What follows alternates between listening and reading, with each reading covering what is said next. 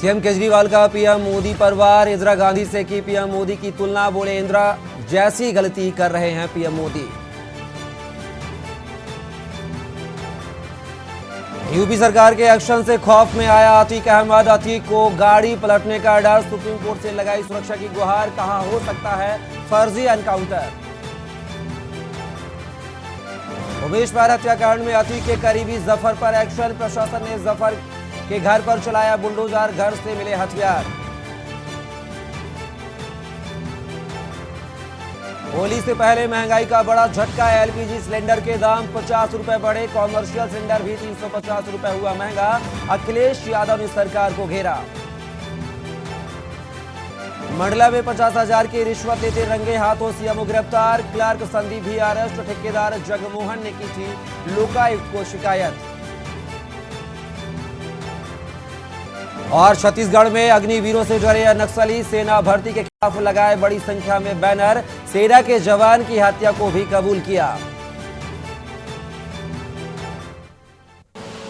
आप देख रहे हैं के न्यूज, खबरों का सारथी। नमस्कार, के न्यूज के फाइनल बुलेटिन में आप सभी का स्वागत है। मैं हूं कपिल मिश्रा और खबरों की शुरुआत करेंगे राजधानी दिल्ली से। दिल्ली में सीएम अरविंद केजरीवाल ने विधायकों के संग बैठक की। इस बैठक के बाद उन्होंने कहा कि दिल्ली का काम नहीं रुकेगा। इसके साथ ही उन्होंने ऐलान किया है कि आतिशी और सौरभ भारद्वाज मंत्री बनेंगे। सीएम ने दावा किया, शराब नीति में कोई घोटाला नहीं हुआ है। आपकी सरकार को रोकने की कोशिश की जा रही है। विधायकों और पार्षदों के साथ बैठक करने के बाद सीएम केजरीवाल मीडिया से मुखातिब हुए। उन्होंने आरोप लगाया कि जिन दोनों मनीष सिसोदिया और सत्येंद्र जैन मंत्रियों ने देश का नाम पूरी दुनिया में रोशन किया है, उन्होंने प्रधानमंत्री नरेंद्र मोदी पर भी निशाना साधा। सीएम केजरीवाल ने आरोप लगाया कि पीएम चाहते हैं कि दिल्ली में अच्छे कामों को रोका जाए और जो हम कर रहे हैं वो नहीं कर सकते हैं। दूसरा ये भी लोग कह रहे हैं कि चुनावों का तीनों नगर निगम एक साथ करने से क्या लेना देना है। आज 3 नगर निगम है दिल्ली में, 272 वार्ड हैं, कुछ इसमें कुछ इसमें कुछ इसमें। तो तीनों नगर निगम के काउंसलर रहेगी और बीजेपी हार जाएगी, इसलिए चुनाव टालने के मंशा से ये किया गया।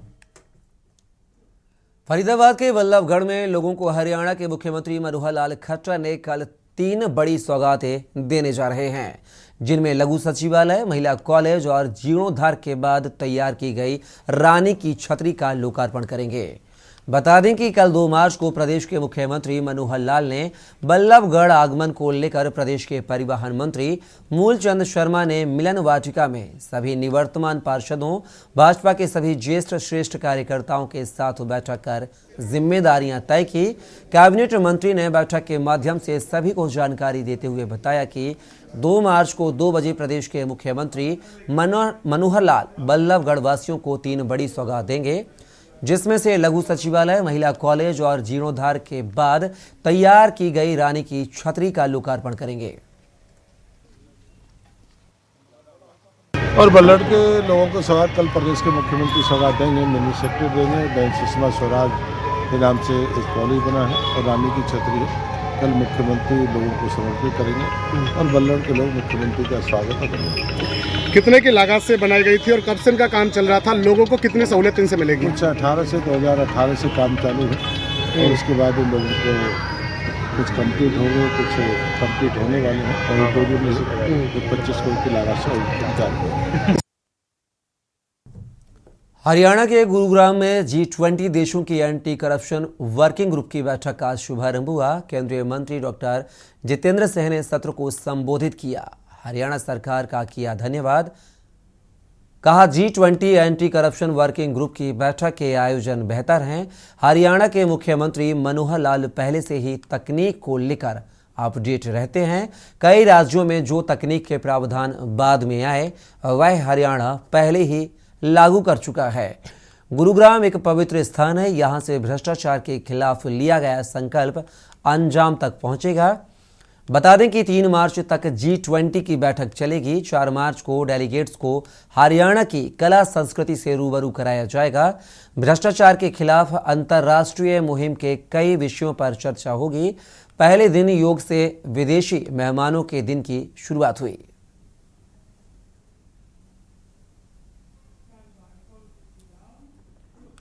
चंडीगढ़ में G20 की बैठक के दौरान डीबीटी विषय पर चर्चा का आयोजन हुआ। मुख्यमंत्री के प्रधान सचिव वी उमाशंकर ने लिया चर्चा में हिस्सा। तकनीक के जरिए आम लोगों तक सीधे लाभ पहुंचाने पर प्रदेश के अनुभव साझा किए। वी उमाशंकर ने कहा कि बिना किसी मानवीय हस्तक्षेप के लाभार्थी तक योजनाएं पहुंचाना संभव हुआ। मुख्यमंत्री मनोहर लाल की दूरदर्शी सोच के चलते पात्र लाभार्थी तक योजनाएं पहुंची हैं। परिवार पहचान पत्र के तहत परिवार को एक यूनिट माना। वी उमाशंकर ने सरकार के बाकी काम भी गिनाते हुए कहा कि 30 लाख के करीब परिवारों को चिरायु हरियाणा जैसी योजनाओं का लाभ दिया गया।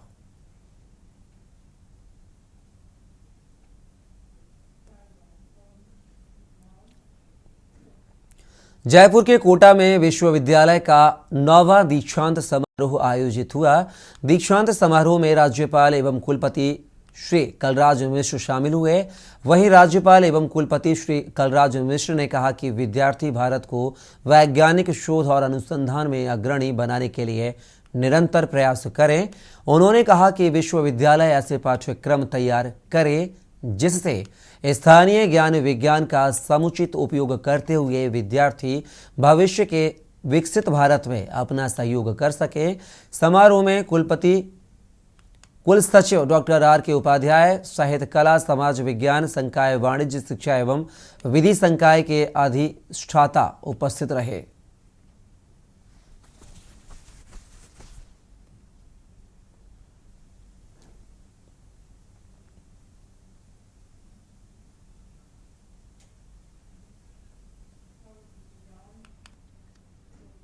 बिहार के नवादा जिले के वारिसलीगंज थाना क्षेत्र के भवानी बिगहा गांव से छत्तीसगढ़ पुलिस ने स्थानीय थाना पुलिस के सहयोग से एक साइबर अपराधी को गिरफ्तार कर अपने साथ ले गई।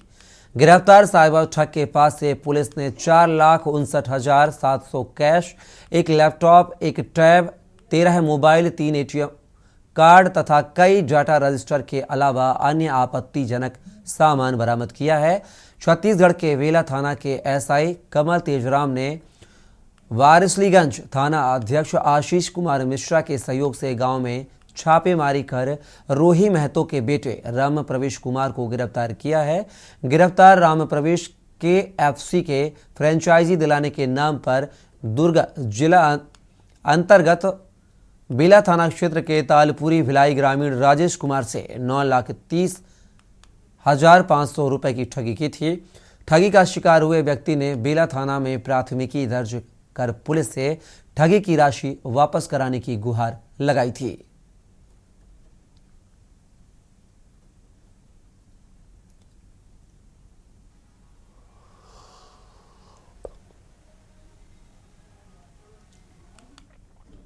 खबर रांची से है, जहां झारखंड विधानसभा में आवारा कुत्तों के आतंक का मुद्दा गूंजा।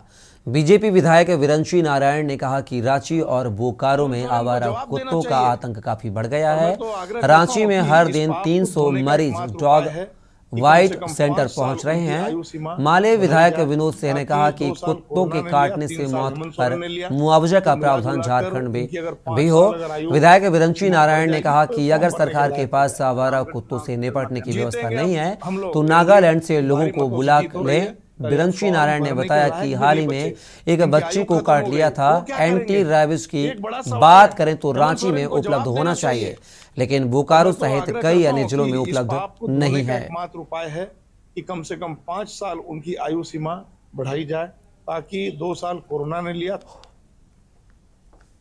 खबर रांची से है, जहां भाजपा विधायक अनंत ओझा ने बांग्लादेशी घुसपैठिए एवं गौ तस्करी का मुद्दा सदन में उठाया। भाजपा विधायक अनंत ओझा ने कहा कि बांग्लादेशी घुसपैठिए आसपास के राज्यों की तरह झारखंड को भी दूषित करने का काम कर रहे हैं। राज्य के साहेबगंज, पाकुड़, चतरा, हजारीबाग, जमशेदपुर में इनकी संख्या लगातार बढ़ रही है। यह सब सुनियोजित षड्यंत्र के तहत किया जा रहा है। ओझा ने कहा कि बांग्लादेशी घुसपैठ राष्ट्रीय सुरक्षा के लिए गंभीर खतरा है। वे लगातार इस मुद्दे को सदन में उठाते रहे हैं। उन्होंने गौ तस्करी को लेकर कहा कि प्रति वर्ष लगभग 25 करोड़ रुपए से अधिक की गौ तस्करी संथाल परगना क्षेत्र से हो रही है। सत्ता के संरक्षण में इस प्रकार का प्रदेश में चल रहा है षड्यंत्र लगातार आप देख रहे हो। पाकुड़ जिले के हिरणपुर सब्जी मंडी में विकास कुमार दास के कोल्ड ड्रिंक्स की दुकान में लगी भीषण आग, जिससे मंडी में अफरा तफरी मच गई। स्थानीय लोगों द्वारा आग पर काबू पाने की कोशिश की गई, लेकिन आग की लपटें इतनी तेज थीं कि आग पर काबू पाना मुश्किल था। सूचना पाकर मौके पर पहुंची दमकल की टीम ने आग पर काबू पाया। तब तक लाखों का नुकसान हो चुका था। ये कोल्ड ड्रिंक्स का दुकान था, आग शायद पीछे से कोई आग बीड़ो सिगरेट जला के फेंका होगा, उससे से आग लगा। तकरीबन 8 से 10 लाख का नुकसान। क्या चीज़ का सर? कोल्ड ड्रिंक्स वगैरह का होलसेलिंग। आपको कैसे जानकारी मिला? ये आसपास का आदमी को जानकारी। विकास की सूचना फायर स्टेशन पाकुड़ में मिली। तुरंत हम लोग वहाँ से निकले और यहाँ आए तो देखे कि पूरा आग भयावह रूप भरे हुए था। हम लोग आए और दो लाइन से पानी चालू करके और आग को काबू करने का प्रयास किया। बहुत ज़्यादा आग था, तो 2 लाइन से जब आग को कंट्रोल किए, उसके बाद मेहनत काफ़ी लगा। दो साइड से, और टीना का शेड था, कोल्ड ड्रिंक्स का दुकान था, पूरा टीना का ही बना हुआ है। ऊपर से गिर भी रहा था, फ्लेम ज़्यादा निकल रहा था। 2 साइड से हम लोग मेहनत करके। साहेबगंज जिला मुख्यालय पर स्थित समाहरणालय सभागार कक्ष में जिले के डीसी रामनिवास यादव के नेतृत्व में रंगों का पर्व होली और शब बारात पर्व को देखते हुए कानून व्यवस्था के लिए जिले के तमाम पदाधिकारियों के साथ शांति समिति की विशेष बैठक बुलाई गई। वहीं बैठक में डीसी रामनिवास यादव एवं पुलिस अधीक्षक अनुरंजन किस्पोटा ने अपने अपने विभागीय अधिकारियों को कई महत्वपूर्ण दिशा निर्देश दिए। वहीं डीसी ने सभी थानों के थाना प्रभारियों एवं अधिकारियों को समन्वय स्थापित कर होली से पूर्व संवेदनशील स्थान एवं असामाजिक तत्व को चिन्हित करते हुए आवश्यक कार्यवाही करने का निर्देश भी दिया। इसके अलावा तमाम लोगों से भाईचारे के साथ पर्व मनाने की अपील भी की। को लेके आज बैठक करी है। जैसे कि होली आपको सबको पता है, 7 को होली का दहन है और 8 को अबीर गुलाल खेलने का दिन है, और साथ ही साथ 8 की रात को जो बताया गया है कि सबे बारात भी निकलेगी। तो दोनों ही त्यौहार के ऊपर हम लोगों ने विधि व्यवस्था जानने की कोशिश किया। सभी थाना प्रभारी, सीओ, एसडीओ और एसडीपीओज और एसपी, और जो भी निर्देश स्पेशल ब्रांच से आए हैं, जो सेंसिटिव पॉइंट्स है जहाँ अवैध शराब की बिक्री होती है, वो सब पॉइंट्स पे, और जो लास्ट ईयर होली, पिछले सालों में होली पे जो कोई अगर ऐसा इंसिडेंट हुआ है उस पर ध्यान रखने के लिए, साथ ही साथ जो एसडीओज हैं उनको एक साथ ही कार्रवाई करके लोगों को कंट्रोल करना और बाउंड डाउन करने के लिए निर्देश दिए गए हैं। बाकी जो भी व्यवस्थाएं हैं सरकार से, जो डिसीजन निर्देश आएंगे वो सभी समय समय अवगत कराया जाएगा, जिससे कि दोनों त्यौहार शांतिपूर्वक मनाए जा सकें। सूबे के मुख्यमंत्री हेमंत सोरेन के गृह नगर साहेबगंज में एनजीटी का जोरदार असर देखने को मिला है। वहीं जिले के डीसी रामनिवास यादव ने एनजीटी के तत्कालीन प्रभाव एवं निर्देश पर जिले में बिना सीटीओ के द्वारा संचालित करीब 13 रैक लोडिंग पॉइंट को बंद करा दिया है। आपको बता दें कि इन्हीं 13 रैक लोडिंग पॉइंट से स्टोन चिप्स लोड कर रेलवे के माध्यम से बाहर भेजा जाता था। वहीं अचानक सभी जगहों पर कार्य ठप हो जाने से करीब 5 से 7 हज़ार मजदूरों में भूखमरी की स्थिति उत्पन्न हो गई है। वहीं जिले के बरहेट, पतना एवं बहरहरवा प्रखंड क्षेत्र के हजारों गरीब मजदूरों ने भारतीय रेलवे माल गोदाम श्रमिक संघ के बैनर तले पतना प्रखंड कार्यालय का घेराव किया और सूबे के मुख्यमंत्री हेमंत सोरेन के नाम पतना प्रखंड विकास पदाधिकारी को एक ज्ञापन सौंपकर सड़क से लेकर सदन तक आंदोलन करने का अल्टीमेटम दिया। जान रहे हैं पिछले कई दिनों से ये सिलसिला जारी है। मजदूर सड़क पे आ चुके हैं। सड़क पे आने का रीज़न भी आप लोगों को मालूम है कि सीटीओ का एक पेपर की वजह से जो प्रॉब्लम आ रहा है, उसमें मजदूरों का तो कोई गलती है नहीं। यहाँ पे नेता अभिनेता जो भी अपना रोल निभा रहे हैं, उन लोगों से हम लोगों को कोई इंटरफेयर भी नहीं करना चाहते कि हम मजदूर हैं, मजदूर वर्ग के हिसाब से ही जिए। मगर आज जो ये रोड पे आ चुके हैं, ये आज जो कंडीशन, यदि हम लोग अपने साइडिंग से उठ के ब्लॉक प्रखंड तक आए हैं, यदि हमारी मांगों को नहीं रखा गया, नहीं पूरा किया गया, तो ये हो सकता है कि सदन तक भी जारी रहेगा। लेबर का है, ये रेक लोडिंग पॉइंट पे काम चलता था, रेक लोडिंग पॉइंट बंद है। इसके हम लोग जो अपना आज पहली सूचना हम लोग ब्लॉक में दे रहे हैं, इसके आगे जब नहीं होगा 10 दिन बाद हो 15 दिन बाद हो, इसके बाद हम लोग रेल को भी घिराव करेंगे। क्या क्या मांगे आप लोगों का? मांग हम लोग का रेक लोडिंग चालू करना है। अचानक रेक लोडिंग ठप हो जाने से क्या असर पड़ा है? बहुत असर है। जो गरीब का घर पे एक घर पे 6 आदमी, एक परिवार में 6 आदमी है, जिसका लोन भी चल रहा है, वो रोजगार इसी से स्थित है, जो कि इससे कमा करके वो लोन चुकाता है और अपना भरण पोषण करता है।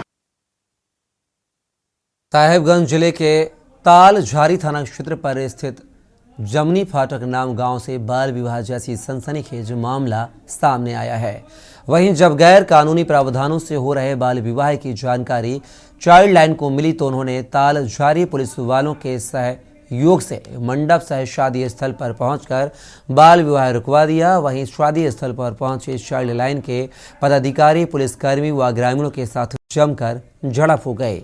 बारात दरवाजे पर थी, जिसको लेकर के स्थानीय ग्रामीण में बेहद नाराजगी देखी गई। लेकिन बाल विवाह एक अपराध के तहत आता है, जिसको लेकर के संबंधित विभाग के पदाधिकारियों ने पूरे मामले में तालझारी थाने में प्राथमिकी दर्ज कराकर आगे की कार्यवाही करने की बात कही। वहीं घटना की जानकारी देते हुए बाल चाइल्ड लाइन्स के अधिकारी ने बताया कि नाबालिग लड़की के परिजन से बांड भरा कर लड़की को उनके परिजनों को सौंपा जाएगा।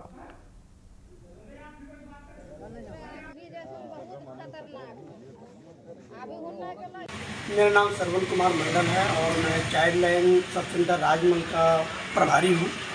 कल क्या मामला घटना घटित हुआ था जो आप लोगों को बंधक बनाया गया था? मुझे एक सूचना प्राप्त हुआ है कि नाबालिग बच्ची का शादी हो रहा है। जमनी फाटक तालझारी थाना अंतर्गत आता है गाँव। तो सूचना हम लोगों को मिला, गए जाकर आवश्यक जानकारी लेने के बाद हम लोगों ने हमारा जो चाइल्ड मैरिज का जो नोडल पदाधिकारी भुजिया साहब हैं, हमने उनको सूचना दिया। सूचना देने के बाद संबंधित थाना को सूचित किया। सूचित करने के बाद फोर्स के साथ हम लोग उक्त स्थान पे गए।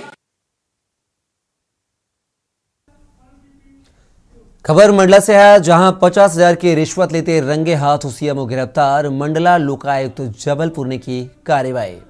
रिश्वत लेते नगर परिषद का बाबू भी अरेस्ट हुआ है। प्रभारी सीएमओ विकेश कुमार और क्लर्क संदीप अरेस्ट। बोरवेल खुदाई के बिल पास कराने के बदले मांगी गई थी रिश्वत। ठेकेदार जगमोहन ने की थी लोकायुक्त को शिकायत।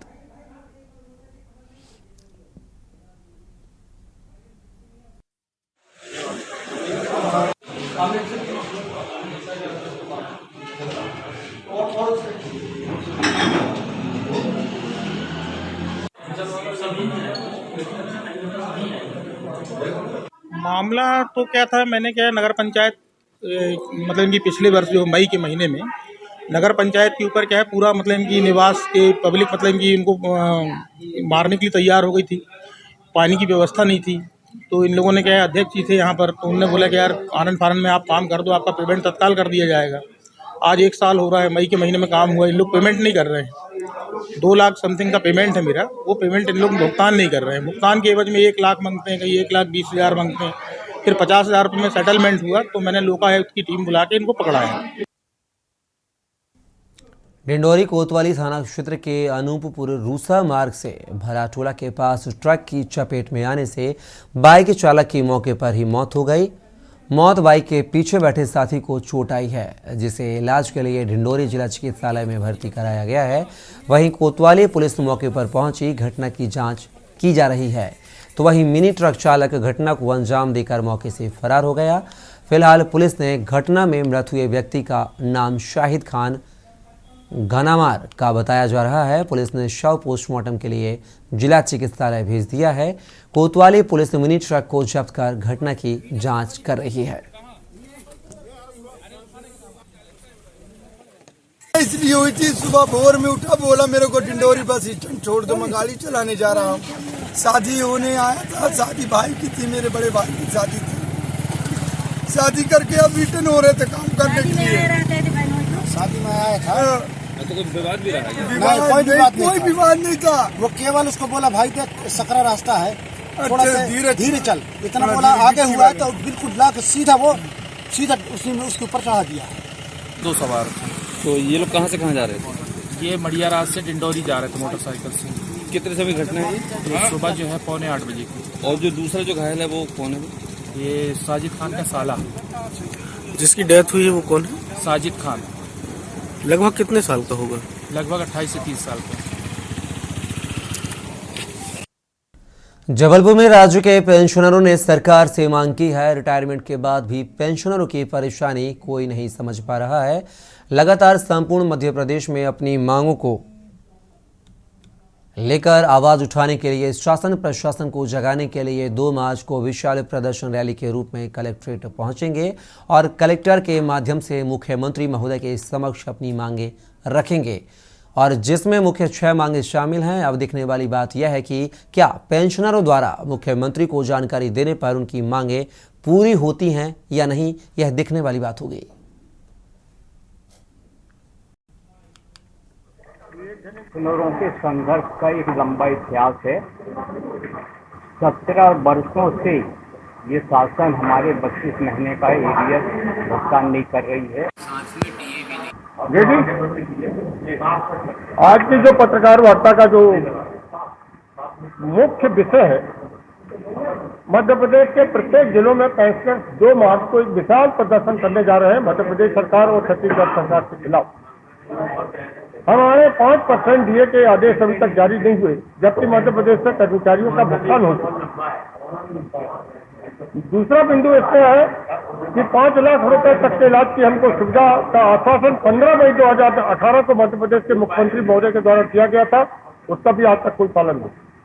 तीसरी बिंदु इससे हमने जो प्रमुख जो मांग रखी है, मध्य प्रदेश छत्तीसगढ़ बंटवारे से पेंशनर्स का कोई संबंध नहीं है। मेहरबानी करके ये संबंध दोनों राज्य सरकारें अपने बीच में निपटाएं, लेकिन हमारे आदेश राज्य के 5 लाख पेंशनर के भी आदेश राज्य के कर्मचारियों के साथ, आईएएस अधिकारियों के साथ, आईएफएस और आईपीएस अधिकारियों के साथ में हमारे आदेश जारी हो। फिलहाल खबरों में बस इतना ही, लेकिन के न्यूज में खबरों का सिलसिला लगातार जारी है। आप बने रहिए के न्यूज के साथ।